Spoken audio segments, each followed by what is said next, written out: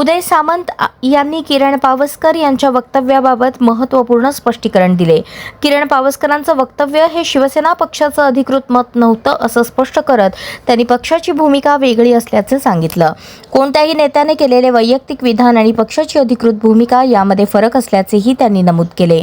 त्यांच्या या वक्तव्यानंतर राजकीय वर्तुळात सुरू असलेल्या चर्चांना नवं वळण मिळालं आहे।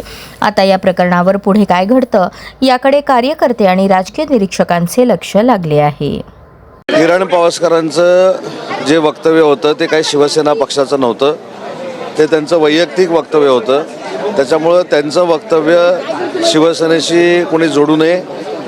हिंदू हृदय सम्राट वंदनीय बाळासाहेबांबद्दलचा आदर हा माननीय एकनाथ शिंदे साहेबांना असल्यामुळंच आज शिवसेना माननीय एकनाथ शिंदे साहेब पुढे घेऊन जात आहेत। त्याच्यामुळं त्या वाक्याचा आणि शिवसेना पक्षाचा कोणी संबंध जोडू नये।